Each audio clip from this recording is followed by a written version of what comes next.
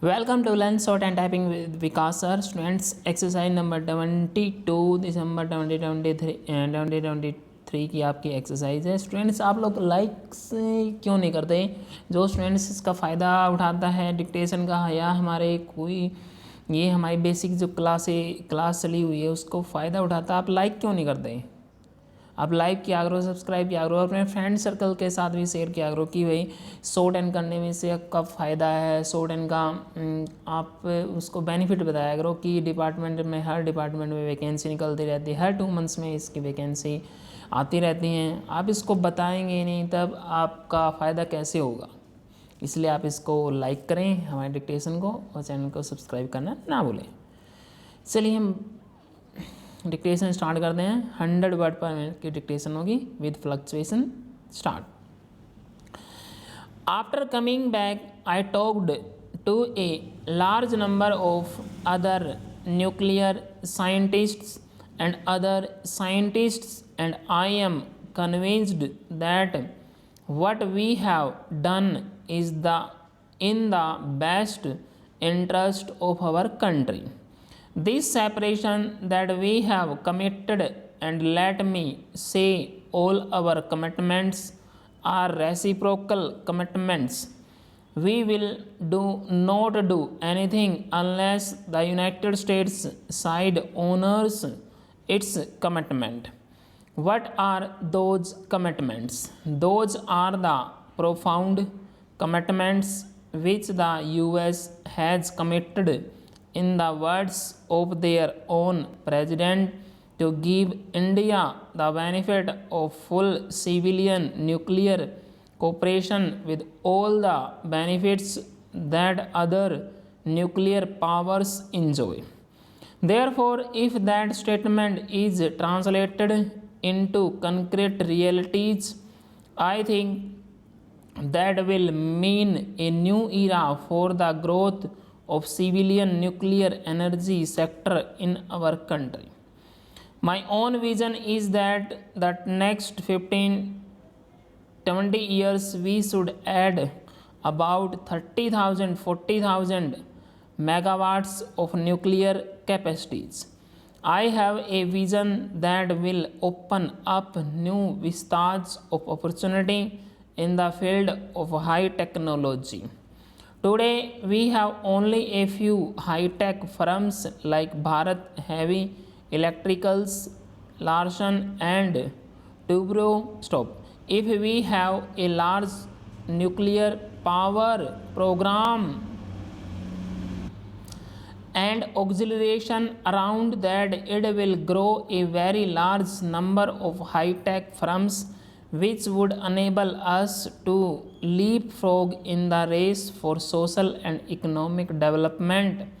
Separation is feasible.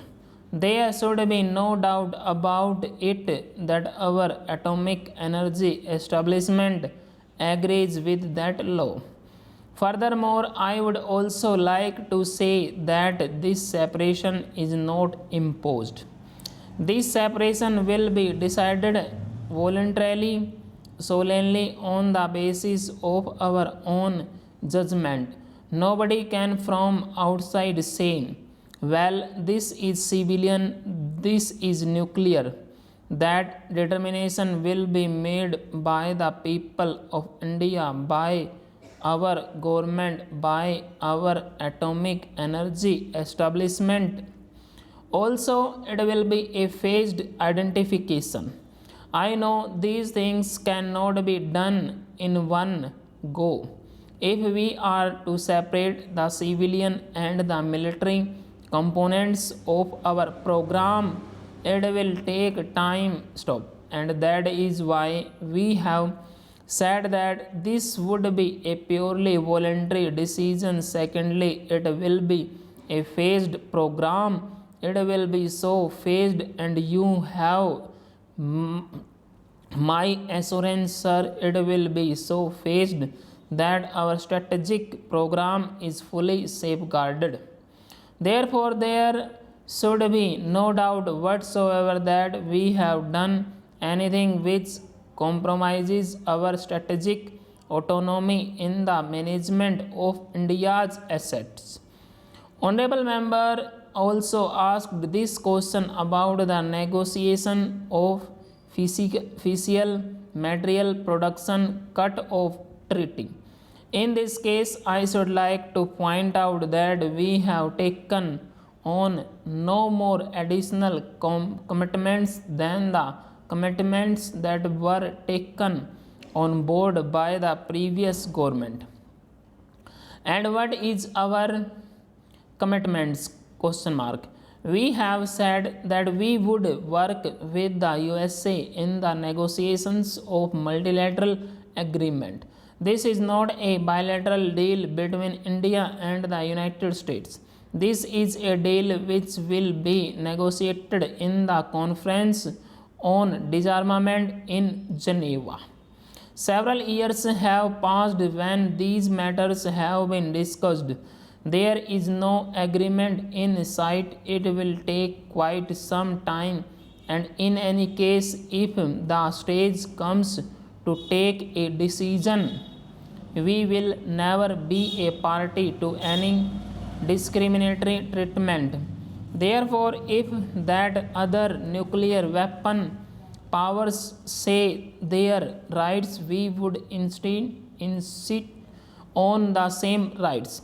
So, by merely agreeing to work with the United States in negotiating a multilateral treaty, we have not surrendered in any way the effectiveness of our strategic asset program.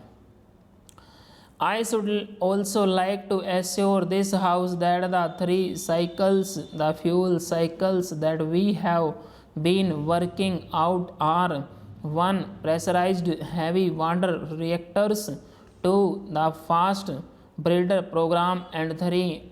thorium based reactors.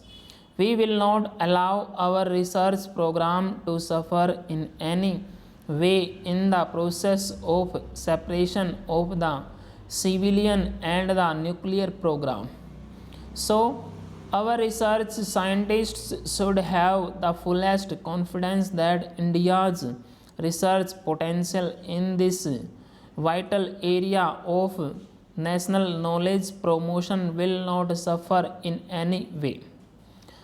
That is the commitment that I give on behalf of the Government of India. Honorable member asked that we have not been given the status of a nuclear weapon state. Another member also asked that question. It is true, because in the international parlance, the nuclear weapon states are the ones which are identified in the NPT treaty. We are not a party to that treaty. Let us face it. That treaty cannot be negotiated over time.